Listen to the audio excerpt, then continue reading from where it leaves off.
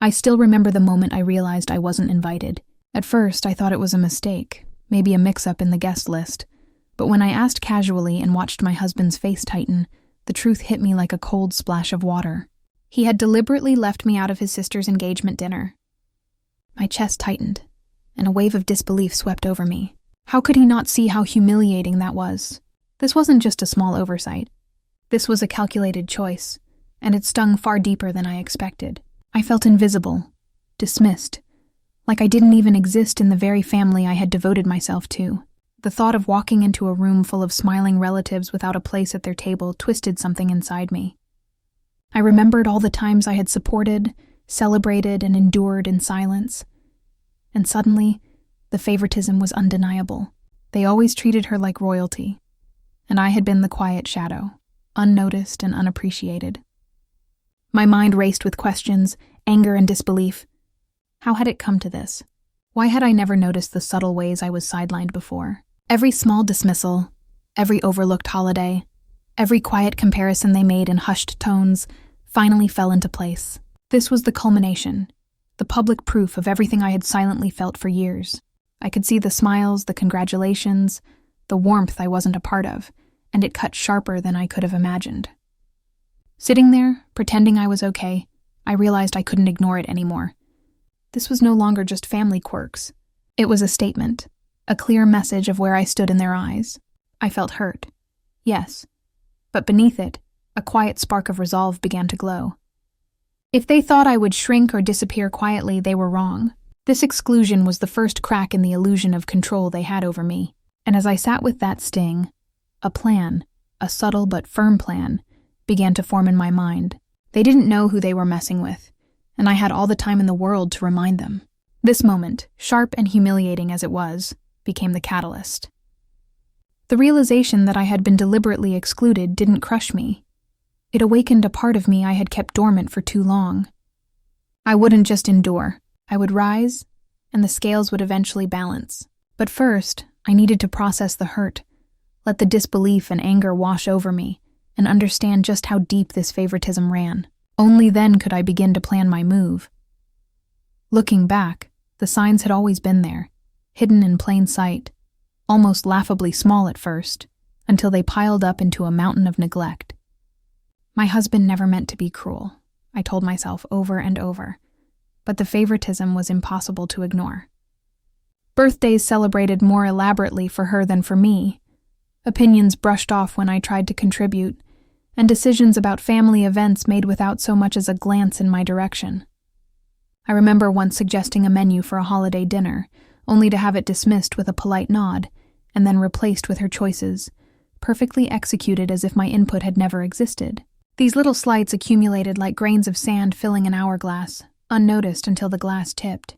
I also saw how quickly he leaned in to celebrate her successes, always eager to share her victories with pride. Yet my accomplishments, though genuine and earned, were met with polite claps and distant smiles. Even when I spoke up, trying to assert myself in small family discussions, my words were often forgotten or ignored, as though my presence was optional. I remember the Christmas when he bought her the gift she had subtly hinted at for weeks, while I received something functional, practical, and utterly forgettable. At the time, I convinced myself it didn't matter, that I was imagining things, that I was overreacting.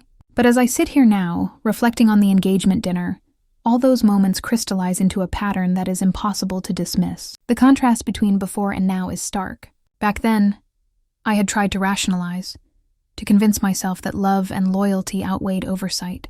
Now, seeing the intentional exclusion laid bare, I feel the weight of every dismissive glance, every tiny favoritism, every subtle rejection. It isn't just about one dinner. It's about the years of quiet neglect that have built a foundation for this moment. And as the memories settle in, they fuel a simmering fire within me, a mixture of hurt and the undeniable realization that I will no longer be overlooked. The house I once thought of as a home now feels like a stage where my invisibility had been rehearsed, and I refuse to remain part of the background any longer. Sleep became a stranger after that night. I would lie awake, staring at the ceiling, replaying every interaction, every smile he gave her that never reached me. My mind twisted small moments into glaring injustices.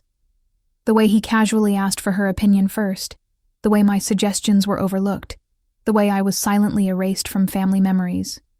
Resentment began to simmer quietly, a low burning heat that I couldn't ignore. It wasn't anger for anger's sake. It was recognition, sharp and precise, of a pattern I had ignored for too long. I started noticing subtleties I had once dismissed, the deliberate way invitations were phrased, the soft glances that communicated who truly mattered, the way my input was only acknowledged when convenient. Each revelation added weight to my growing awareness of the imbalance of power in my marriage and family. I realized that my silence had been interpreted as compliance, my patience as weakness, and in that realization, something shifted. I no longer wanted to remain passive, no longer wanted to be the shadow standing behind someone else's light. The fire inside me grew hotter with each sleepless night, a determination entwined with the sting of betrayal. I vowed, silently but firmly, that this chapter of invisibility and quiet dismissal was ending. Something had to change, and it had to start with me. I couldn't carry it all alone, so I reached out to my sister, the one person who had always seen the real me. As soon as I explained what had happened, her eyes widened in disbelief, and she gasped. "He didn't even tell you?" she said, shaking her head. That simple question, spoken with raw outrage, made the humiliation feel sharper, yet strangely validating. I poured out everything: the exclusion, the subtle favoritism, the way I had been erased from what should have been a shared celebration. She listened, her face alternating between shock and indignation, and with every nod, I felt a little of the burden lift. Her words carried a mixture of empathy and fire, planting ideas I hadn't dared consider. "You can't just let this slide," she said firmly. "They need to understand that you're not invisible." I realized she was right. This wasn't just about the dinner. It was about years of being sidelined, overlooked, dismissed. As we talked, my anger began to crystallize into clarity. I could see the path forward, the subtle ways I could reclaim my dignity and turn their assumptions against them. For the first time, I entertained the idea that I didn't have to remain a silent bystander. The conversation planted seeds of strategy, of quiet yet undeniable revenge, and a flicker of determination sparked in my chest. I left that call with a plan forming, and a renewed sense that I had the power to reshape the story they thought they controlled. I watched the photos later that evening, my stomach twisting as I scrolled through images of the dinner I wasn't invited to. There he was, smiling effortlessly beside his sister, toasting with relatives, the center of every group photo. Every laugh, every shared glance, every compliment he gave her struck me like a reminder of my absence. Meanwhile, I had been left alone, forced to witness the celebration from the sidelines, my presence erased, my existence minimized. The contrast was unbearable, their acceptance, their joy, their inclusion, while I nursed a quiet humiliation that gnawed at me. But even as the sting cut deep, a part of me sharpened. I realized that while they flaunted their ease and status publicly, I still had tools they couldn't see coming. I had connections, intellect, and patience that could quietly shift the balance in my favor. I started plotting, imagining subtle ways to reclaim power, to turn their assumptions and complacency against them. Every smile he gave her became fuel for a strategy. Every glance in my absence a reminder that the scales were out of balance. The humiliation I felt wasn't just pain. It was insight, an awareness of the opportunity hidden in their arrogance. And in that space, between my rejection and their obliviousness, I felt the first flickers of control. A quiet promise that the next chapter would not be written without me. After weeks of stewing and sleepless nights, I stopped reacting and started observing. Anger had its place, but strategy needed clarity, not heat. I began cataloging every slight, every pattern of favoritism, and every person who laughed a little too loud when she walked into a room. My journal filled with names, dates, and offhand comments that suddenly felt like evidence. Instead of lashing out, I made a list. Allies I could trust. Moments when his family needed me more than they realized, and small opportunities to be present when it mattered most. I called the caterer who had handled their last family event under the pretense of updating my own contacts. I reconnected with a colleague who organized community fundraisers, the kind of person who had influence and an appetite for dramatic, tasteful gestures. Quietly, I checked the guest list for any upcoming gatherings, noting who held sway at every table. I started rehearsing plausible reasons to be present at the right events, volunteering for charity drives, offering help with family logistics, so my presence would feel natural, not contrived. My planning wasn't vindictive. It was precise. I refused to be petty because I wanted the payoff to be undeniable and dignified. I pictured a moment where their assumptions would crack, not because I spitefully destroyed them, but because I outmaneuvered their complacency with calm competence. I thought of timing, when pride would be highest and guard lowest, a public setting that rewarded decorum but punished hypocrisy. I needed a stage where the optics mattered, where they would be forced to confront the gap between their words and their actions. I also sharpened my financial footing. Small investments, smart budgeting, subtle displays of independence, all calculated to tilt the balance without screaming for attention. If they measured me by the yardstick of convenience, I would measure myself by quiet resilience. I updated my professional profiles and let a few mutual acquaintances know I was available for speaking engagements. Word travels in families and communities in odd, efficient ways. I wanted the right whispers to reach the right ears. Allies mattered most. I talked with friends who had watched similar dynamics and could lend moral support or show up when needed. I reminded myself who truly cared, the people who noticed me in conversations, the friends who called late at night to check on my mood. I also discovered a surprising ally in his cousin, someone who had been quietly skeptical of family theatrics. She didn't overtly take sides, but she offered information.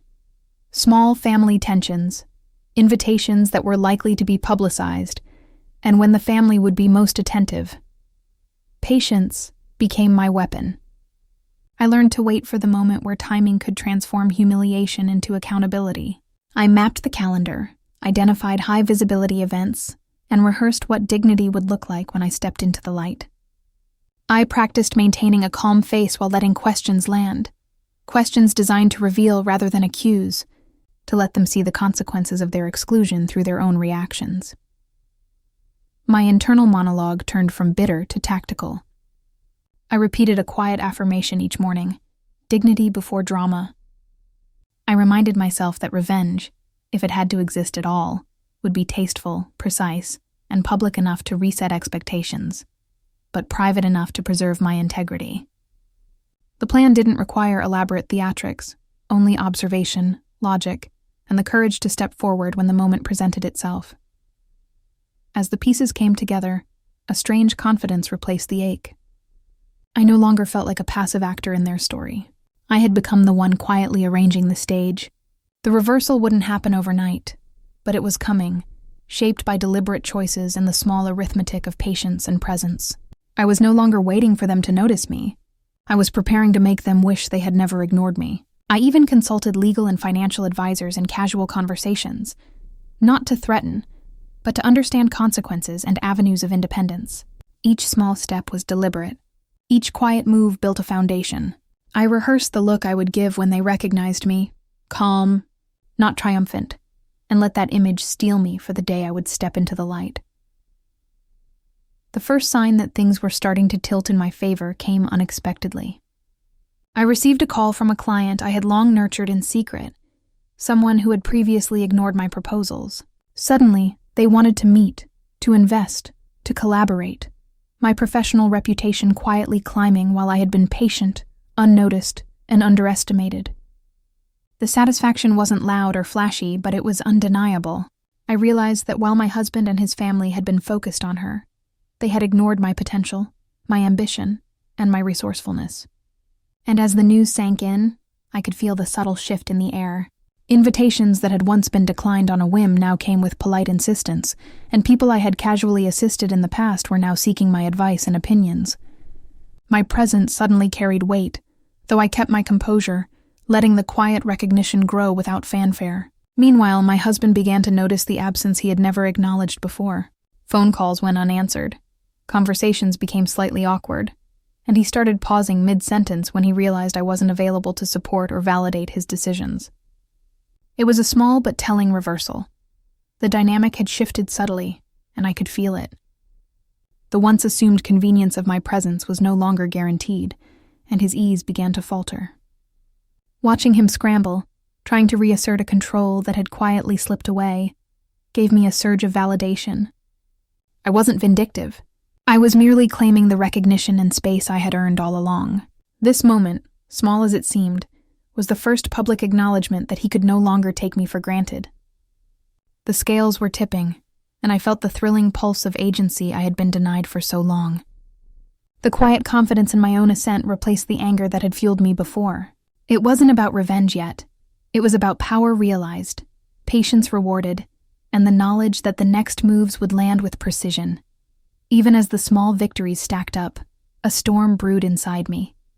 Part of me longed to expose the betrayal, to let everyone see the thoughtlessness, the favoritism, the deliberate exclusion. Yet another part of me resisted, knowing that dignity mattered more than public outcry. I replayed old memories, the holidays when my contributions went unnoticed, the birthdays when my presence was barely acknowledged, the subtle ways my opinions were dismissed while hers were celebrated. Each flashback intensified the conflict, reminding me of all the times I had stayed silent, hoping for fairness that never arrived. The audience of my own conscience weighed the cost of acting too soon against the satisfaction of measured triumph. I imagined what it would feel like if I revealed everything impulsively. The satisfaction would be immediate, but fleeting. The lesson might not land, and I could compromise the elegance of my eventual rise, and yet the ache of exclusion demanded acknowledgement. My thoughts oscillated, pulled between anger and restraint, between the desire for instant justice and the patience required for true impact. I realized that my power lay in timing, in letting the betrayal speak for itself while I prepared the stage for a reckoning that would resonate far beyond a single insult. This internal debate, this dance between impulse and calculation, heightened every emotion, sharpened every reflection, and primed me for the careful steps that would follow. The contrast between past neglect and present strategy grew ever clearer, and the tension of waiting, of holding my own counsel, became almost unbearable, but necessary. Every move I made from this point on was deliberate, precise, and calculated for maximum impact. I RSVP'd to gatherings I would have once skipped, ensuring my presence would feel natural but purposeful. I cultivated relationships quietly, strengthening alliances with family friends and mutual acquaintances who could inadvertently highlight my influence. Every conversation, every small gesture, every presence I asserted was designed to shift perceptions without drawing overt attention. I noted the timing of events, planning to be where visibility was highest and scrutiny inevitable. I observed the rhythms of family interactions, the subtle cues of who mattered to whom, and the moments when my husband's guard would be lowest. In my mind, I rehearsed scenarios where his pride and assumptions would work against him, imagining the exact expressions on faces when they realized I was no longer invisible. I positioned myself in professional and social spaces that naturally amplified my achievements, knowing that whispers of my competence and independence would travel back to him. Invitations that previously seemed casual became instruments of timing. I accepted some, declined others, always ensuring my absence or presence would be noted and counted. I made sure that when the moment came, it would not feel forced. It would feel inevitable, like the universe itself had corrected an imbalance. My husband would face the consequences of his oversight, but in a way that was controlled, elegant, and satisfying. Every detail mattered: seating arrangements, social dynamics, subtle cues, the alignment of influential observers. The thrill of planning these steps, of imagining the eventual shock and recognition, gave me a quiet, almost meditative focus. I didn't just want him embarrassed. I wanted him to see, to understand, and to realize the gap between how he perceived me and the reality he had ignored. Each move, each connection, each RSVP built toward the crescendo, a carefully orchestrated revelation where the humiliation would be undeniable yet tasteful, the vindication public yet dignified. This was no longer merely about hurt feelings. It was about rewriting the narrative, asserting my value, and proving quietly but irrevocably that underestimation was a mistake he would never forget. The day arrived, and I walked into the gathering with a calm confidence I had never needed before. Every step was measured, every smile effortless, every glance purposeful. He noticed me immediately, the flicker of recognition in his eyes quickly replaced by a shadow of unease. For the first time, I could see the gap between us. Not physically, but socially, emotionally, and perceptually. Guests greeted me warmly, asking questions about my work, my recent projects, and casually remarking on my presence as if it had always been expected. I watched his jaw tighten slightly as he realized that the attention I commanded was no accident. Subtle gestures, a cousin leaning in to include me in conversation, friends laughing at my anecdotes, created an invisible perimeter around me, one he could no longer penetrate. Every social cue underscored the reversal. He was no longer the center of influence, I was. I had anticipated this moment for weeks, planning how each movement, each smile, each carefully chosen word would ripple through the room. And now, watching his reactions, the satisfaction was almost cinematic. He shifted uncomfortably in his seat, trying to assert authority that had quietly evaporated, his casual confidence replaced by an unmistakable sense of being unsettled. The whispers of mutual acquaintances, the polite but pointed nods, the subtle admiration directed my way, all combined into a tangible recognition of the power shift. I maintained composure, letting the silence of omission and the gravity of my presence speak louder than any words could. This was not about gloating. It was about proof. Proof that underestimation was costly, and that dignity, patience, and strategic thinking could command respect, even in a room that once ignored you.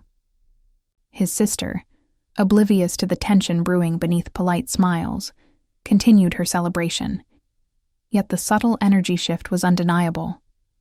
I moved through the crowd with grace, acknowledging congratulations, offering warm gestures, all while allowing him to feel the consequences of his prior choices.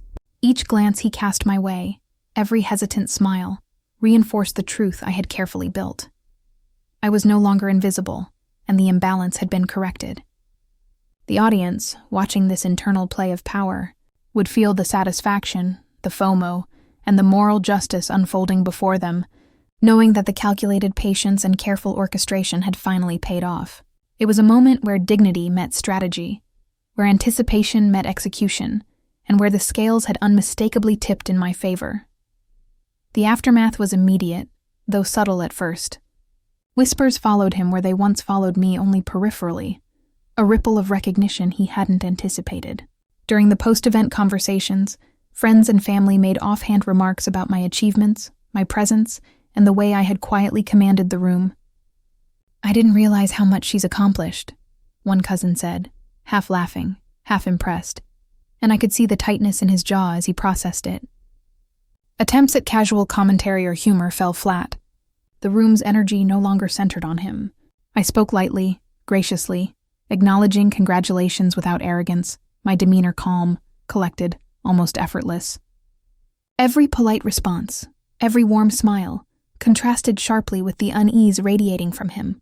At dinner the next evening, he tried to make conversation, attempted to assert dominance through familiar teasing, only to be met with polite but pointed refusals, and subtle corrections from family members who had begun to notice the pattern. The envy was visible, his pride wounded in ways words could not mask. I didn't gloat, didn't deliver pointed comments. My presence alone communicated the shift, my dignity highlighting the void left by his prior dismissiveness. During one group discussion, he attempted a joke about my absence at the original dinner, expecting laughter, but the room responded with gentle amusement at most, while I offered a composed, wry smile. "Yes," I said lightly. "I guess I missed quite a celebration, but it's amazing how things change." The simplicity of my words struck harder than any confrontation could. Every eye that glanced toward me acknowledged the truth. He had miscalculated, underestimated, and now faced the social and emotional consequences.